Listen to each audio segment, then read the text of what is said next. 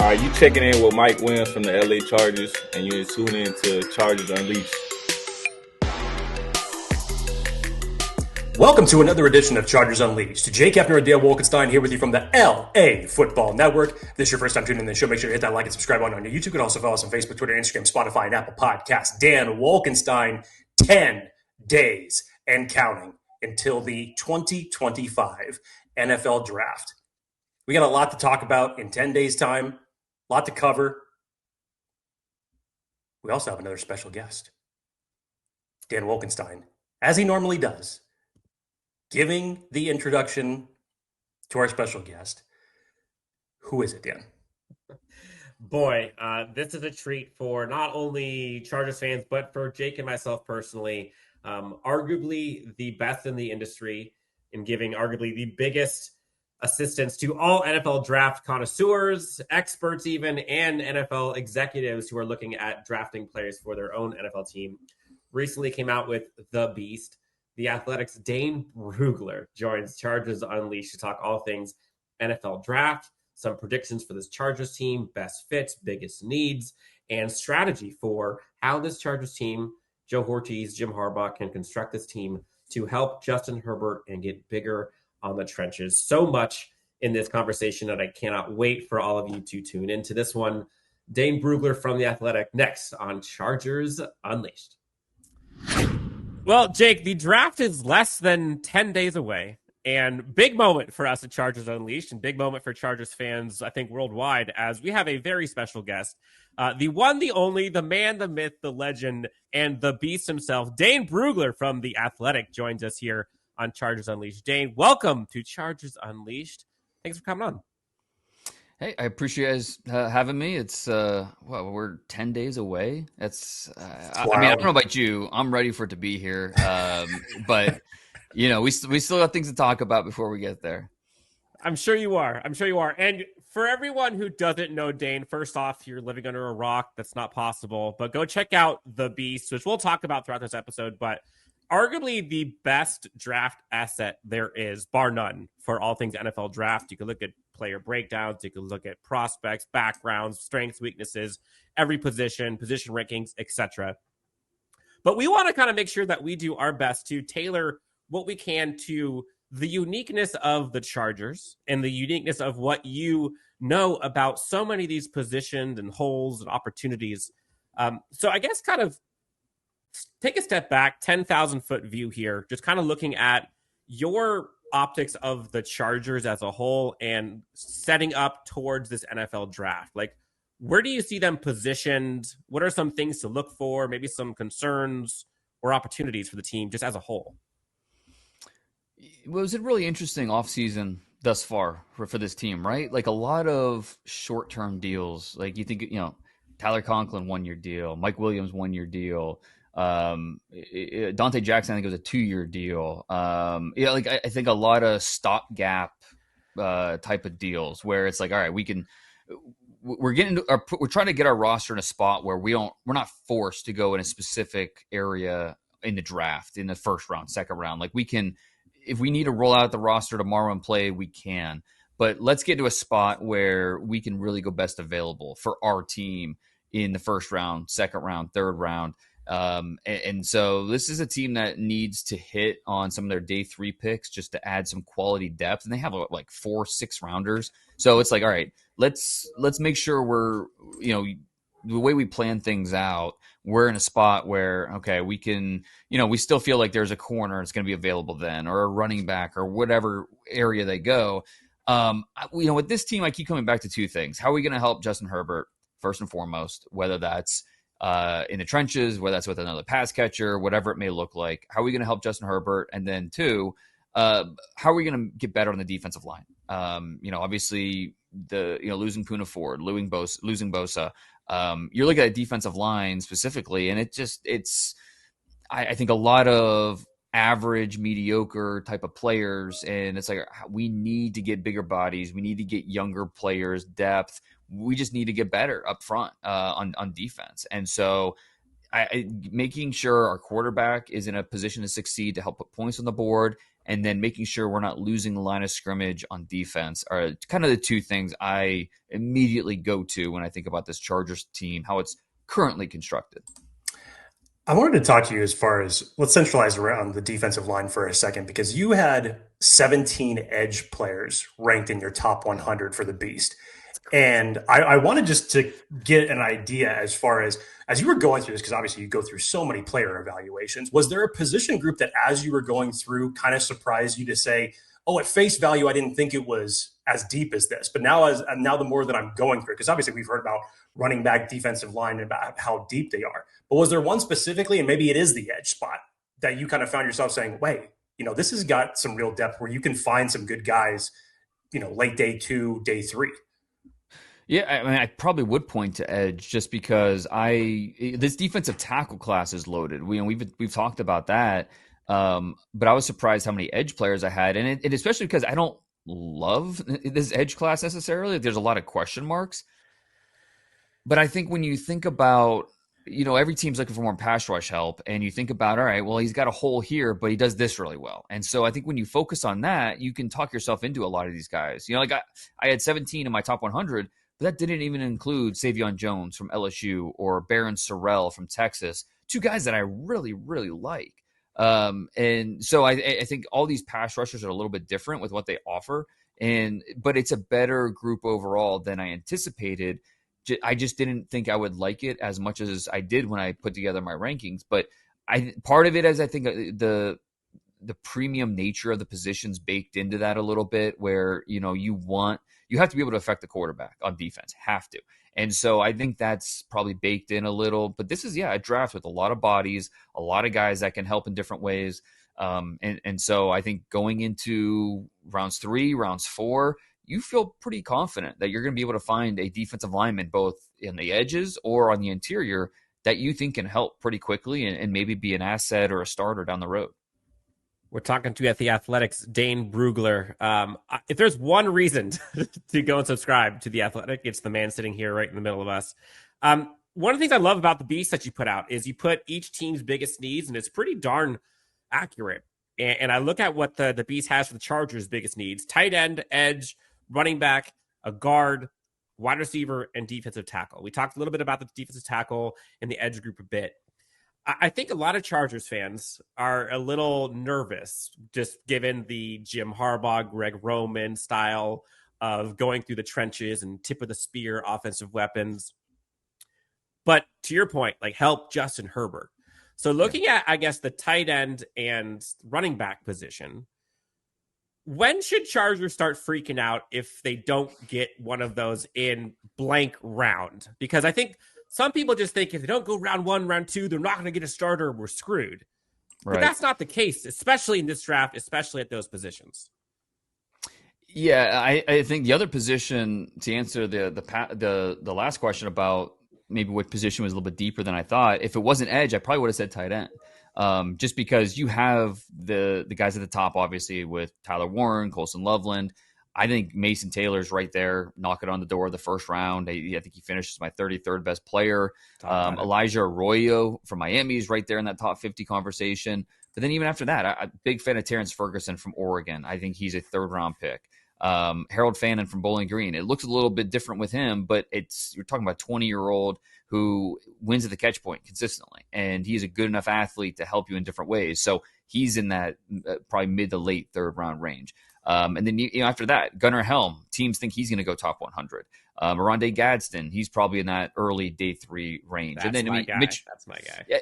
There's a lot to like about him, sure. And so I think he's a little bit unique where he's only going to do so much as a blocker, and so you have to figure out just the best way to utilize him. Is it going to be in the backfield? Is it going to be as a true slot, power slot? So you have to be a little creative with how you use him, but he's one of a lot of tight ends in this class that you feel like there's something to offer. So yeah, I mean, it's how they address tight end will be interesting. Conklin, again, 1-year deal. We're talking about minimum money. I've had my 7-round mock coming out, and just spoiler, I have them going with the tight end in round 2. And I think it's one of those cases where, you feel good about what he can bring as a rookie, but also you feel like you have the long-term answer. Someone's going to help your quarterback and give you that extra pass catcher you've been looking for. So, and wide receiver is interesting too with, obviously you feel like you have a dude with Lad McConkey, but then, okay, after that, what's, Quinton Johnston and, Mike Williams and, do they feel like there's more upside that with Brendan Rice than what we've seen so far in 1 year? So how early do they address the receiver position will be really interesting just to see where on their list of priorities is it. If they take a receiver in the 3rd round, we'll be okay. I'll be encouraged by that because it tells me they think they need to get better there. But if they wait until the 5th or 6th, then it's like, well, maybe they feel like they're in a good enough spot and they don't need to invest a premium position or a premium asset draft pick at that position that early. So, yeah, the Chargers are in a spot where they have a lot of needs, and you can understand why they'd go in a lot of different directions on draft night. But the way they prioritize them will be fascinating, just to get a glimpse of where's the front office and coaching staff feel like they are, and how quickly. Because we have to remember we're drafting for 2025, but we're really drafting for the next 4 or 5 years. So, but I do think it will be a little bit of a glimpse into their minds about where they feel like they need to get better. I wanted to piggyback off of that real quick before I ask my next question, because I know you're very higher on Kyle Williams and Torrey Horton, who's two names that Dan and I have brought up a lot when it's come to wide receiver evaluation. I wanted just your take on them specifically to highlight them, because that's been quite a topic of discussion in terms of when would the Chargers prioritize it. Like, we know Mike Williams is only on a 1-year deal. You've got to get Justin Herbert more weapons, and more specifically, probably at the X position. So as it relates to those 2 wide receivers specifically, I'd love to just hear some insight as far as what you've seen out of your evaluation of them. Yeah, and it's tough to find those true X's, right? I mean, there's a reason there's only so many of them, and I don't know that you're necessarily going to find one, especially 3rd round, 4th round, where this team might be fishing for a receiver. But yeah, those 2 receivers that you mentioned, Kyle Williams, Torrey Horton, maybe not the biggest guys in terms of just size. They're not going to blow you away, but they both have speed. They both, in terms of production, what they did this past year. I mean, Horton's been doing it a couple of years. He actually got hurt this year, so he's been off maybe the radar a little bit, out of sight, out of mind. But watching, going back to that Colorado State epic, not this past year, the year before, and seeing Torrey Horton, how much he meant to that offense and the different ways he made plays. That game was like just an eye opener. Like, this is an NFL player, and I think both will go on day 2. And with Williams, I think the Senior Bowl was really opened my eyes to him. Just like, okay, guys can't cover him. He is gaining separation consistently, and he's doing it in different ways. Yeah, he does have vertical speed, but his ability to set up the defensive back, snap his route, and give his quarterback a target was pretty impressive. And so, he had the 4.40 at the combine, and then he hurt, I think it was his hamstring at the combine. So that ended his workout. Didn't have a pro day because of that injury. And so we've seen him on really racking up the frequent flyer miles the last month, going to different city to city as teams try to figure him out. And I think that's something that, cat's out of the bag. Like, teams know, okay, Kyle Williams, he's going to go. He's somewhere in the top 75. He's probably going to go. But he's been a popular player this spring. I wanted to ask, on the topic of wide receiver, there's a couple guys that I think are kind of polarizing, but then there's some that are seemingly, I don't want to say hidden gems because all the gems, but like ones that are not being talked about as much. And real quick, I think Deontay Thornton and Nick Nash are the 2 that I'm probably higher on as specific fits for the Chargers. And then I know all the stuff with Isaiah Bond recently in the headlines, which is unfortunate, and you got to wait to let it play out. But I feel like, starting with Isaiah Bond, it seems to me, and you would know more than me, that he was kind of used weirdly, I don't want to say incorrectly, at Texas this past year, but he's got so much potential in terms of like that Jalen Waddle, Jameson Williams type. Like, to me, I'm way higher on him than I think other people are. Like, am I missing something? Like, what's the drawback there? Well, yeah, I think it's overall consistency. Like, he was brought into Texas to be the guy, and it turns out the other guy they brought in, Matthew Golden, turned out to be the guy. And with Bond, I mean, let's first address what happened. Being arrested or turning himself into authorities because of the warrant.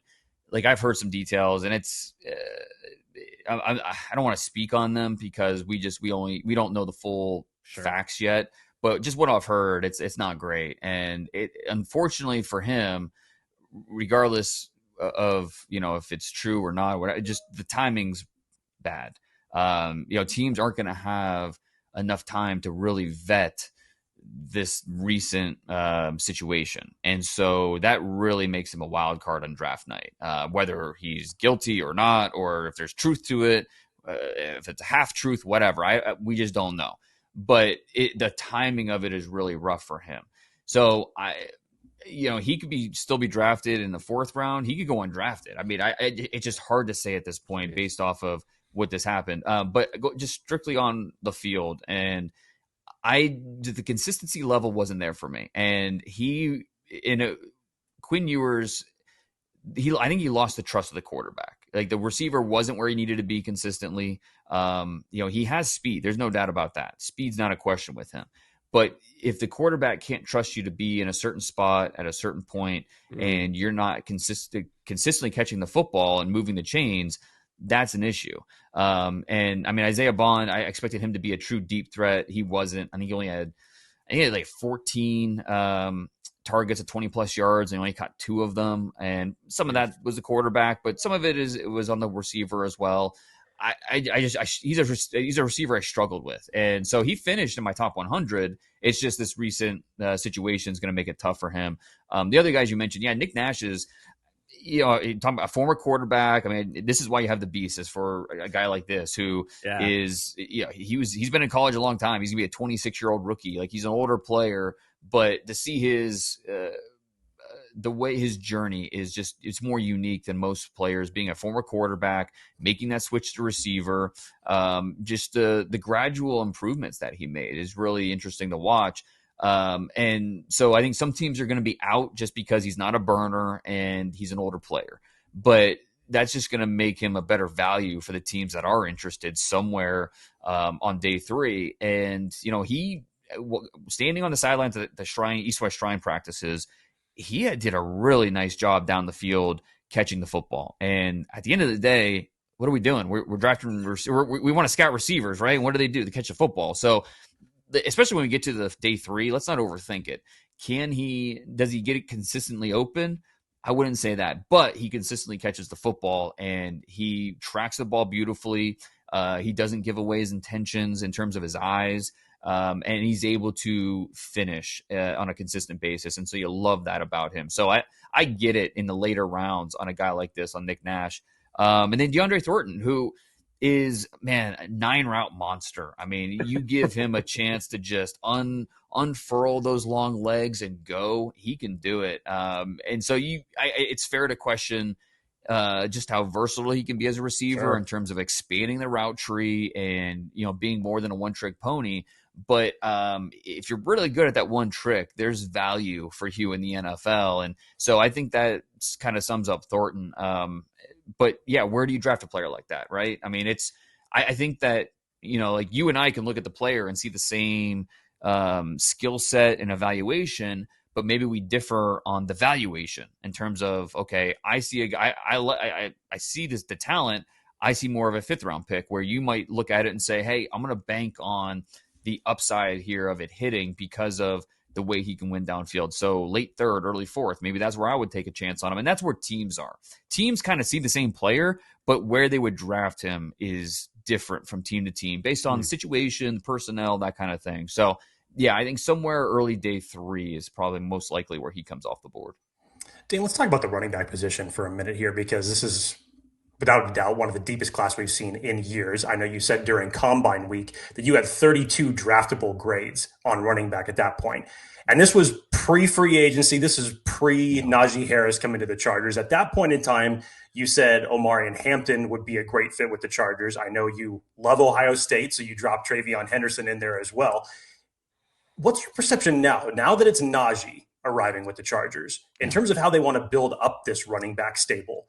Is it still Omarion Hampton that you still see as the best fit? Or as you've gone through your evaluations, do you see just a handful more that if they're going to go true running back by committee, that there could be a wide variety of guys that could fit this team?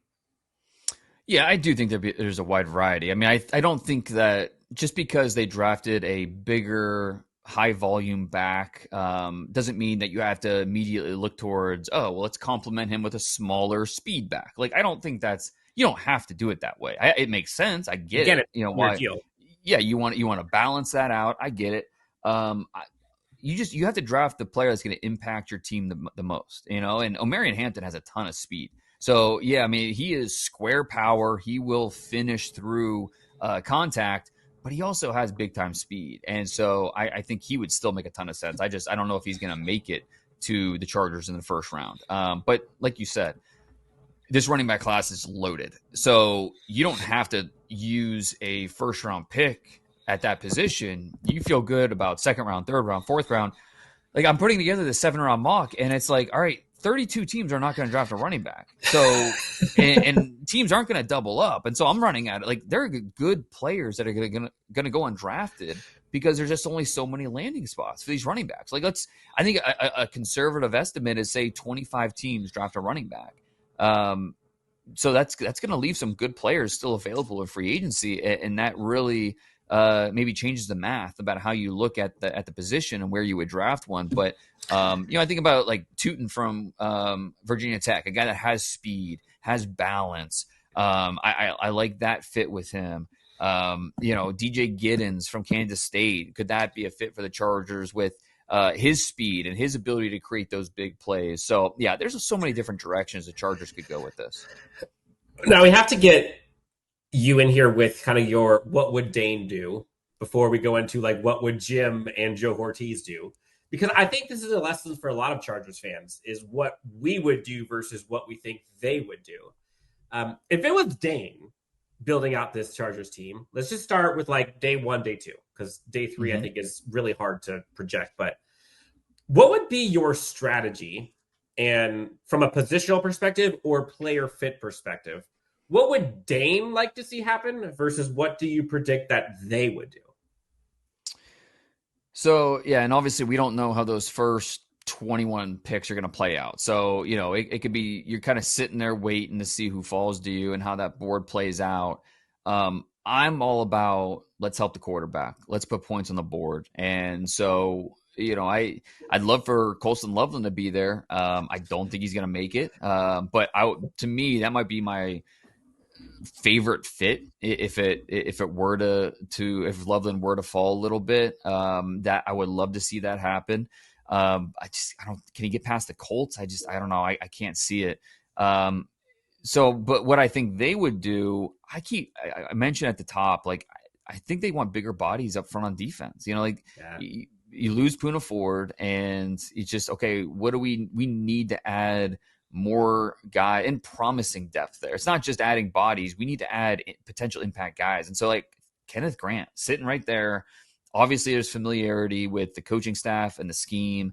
A guy that looks like a nose, but can penetrate as a 3 technique. He can be disruptive. So I think that makes a ton of sense for them if they were to go in that direction in terms of what I think they might want to do at 22. And then the second round, like I mentioned earlier, like with my 7-round mock, I am going tight end in the second round. And I think about, again, how am I helping my quarterback? How am I helping this offense score points and move the chains and, really get the most out of what this offense can be? So I'd like to see him do that. This is also a corner, maybe not the strongest cornerback year, but there's still a lot of guys that are good football players. And so I think corner is a position that they might look at once we get to that, day 2 type of range. Let's see, where did I have them going in the third? I had them going receiver. So again, in the first round, I had them going defensive line. Day 2, I had them going tight end receiver. Again, I want to get them better on offense, and Quentin Johnston's just not doing it. Love Ladd McConkey in last year's draft, and I can't believe the Chargers got him where they got him. But obviously the way it played out was perfect for them, perfect for Herbert. So how are we going to help him? And adding a player that has speed, that can get open, that can help stretch out that defense a little bit, that's ultimately what I want. And I think you can find that guy in round 3. I did want to touch on it because you brought it up, talking about the corner position, because I know you've talked about previously with Tarheeb still and the Chargers just getting an absolute steal with him. And a lot of that was just due to what you saw in your evaluation of him, his confidence, his anticipation. Is there anybody, because we know Joe Ortiz loves to draft corners in this draft, or just in any draft. Is there any corners that you see that are on day 3 that have those similar type of attributes to where you just say, I know that this guy at the next level, because of those, are going to be a great player? One of my favorite corners in this draft, Noel Williams from Cal. I don't think he makes it to day 3. I think he's a top 100 guy all day, but he's not a burner. And so if he did fall a little bit, that would, if you got him in the 4th, I mean, geez, that to me, that'd be a no brainer. Quincy Riley from Louisville, same type of, if he were to make it, I think he's more of a late 3rd type of guy, but if you were sneaking into the 4th round and be a guy you got on day 3, he would definitely qualify as a no-brainer, has speed, has ball instincts. He's a smart player. Okay? Zone man, play off, compress. He can do all that. So I think Quincy Riley, if he were to fall a little bit, would make a lot of sense. Once we get past that, Mac McWilliams from UCF was one of those guys for me who, not the biggest. You wish he were the size was better, but he can move and he can cover, and the confidence that he plays with. The ability to just say mano y mano, let's go. I think I'm better than you. And even when he does make a mistake, he can bounce back pretty quickly. So I think that would match up. Mac McWilliams, Robert Longerbeam from Rutgers, another guy's Shrine Game, just sitting or standing there on the sidelines watching him. I mean, his transitions were outstanding. His ability to play quick routes, but also flip his hips, turn, run, and take away some of those deep windows was awesome. And so it's him doing that. Kobe Bryant at Kansas. I struggled with him a little bit just because he's not super fast. He refused to do 3-cone short shuttle and some of those drills during the process. But, man, you talk about confidence. There's not a more confident corner in this draft than Kobe Bryant. And so, yeah, there's this corner class, maybe not as deep and strong as other years, but there's still plenty of guys that you can find well into day 3 that can come in and potentially make a difference for your secondary. 2 more questions, quick ones to get you out of here. And thank you again for doing this. This is fantastic. Chargers fans are about to go crazy on this one, I promise you. Self-proclaimed amateur barbecue pitmaster. I have to ask. Draft day, whether it's day 1, 2, or 3, because I know you're going to be swamped with agenda. But what is the barbecue pitmaster doing for the draft? I'll be in Chicago. We're doing a live show with Robert Mays, myself, Derrick Klassen, and Bruce Feldman. We're doing a live show from Chicago. So I'm eager to actually check out the barbecue scene in Chicago, see what it has to offer. But I tell you what, once that we get past the draft, I'll definitely be firing up that smoker. And my favorite is beef ribs on the smoker. I mean, I think I grew up in Ohio. I live in Ohio now, but I spent 10 years in Texas, and that's where I kind of got the itch. And I realized barbecue is more than just hot dogs and hamburgers. And I was like, all right, my world's been opened. But yeah, all you need is pepper, salt, let the beef sing. And yeah, to me, beef ribs, that's my good. When I find the right cut at the butcher, it's a good day. Man, I'm over here salivating, and I don't know why I asked you that question. I'm sorry, because now it's to be hungry all day for beef ribs. Yeah. Last one for you, Dane. Day 3. I think there's so many guys, and you mentioned this is why the Beast is so successful and why so many people go to it. Give us a 2 or 3, like day 3. Don't be surprised if you know, like certified Dane's dudes that people like kind of like a Tarheeb still, where like, how did they not get him? How did he go so late? But you're like, told you so. Yeah, and obviously so much of this depends where they end up in the right situation. So there's definitely luck involved with, projecting something like this. But, yeah, I think Dylan Fairchild, the guard from Georgia, would qualify. I mean, to me, you watch him and you get Wyatt Teller vibes. The violence that he plays with, former big-time wrestler in high school.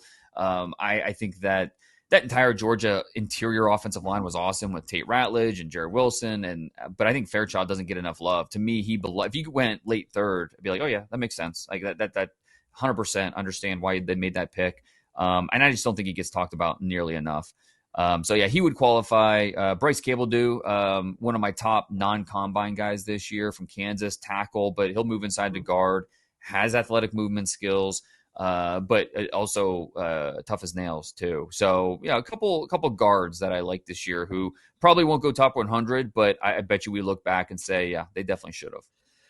Dane Brugler from The Athletic. Absolutely crush it. Home run. You can find Dane at The Athletic at DP Brugler on X as well. He has a 7-round mock draft coming out soon. Go check out the Beast. Please go subscribe. It's one of the best things you can find for all things NFL draft. Dane, thank you so much for all that you do, not just on here, but for all of the NFL draft and NFL community. You're the best, man. Appreciate you coming on.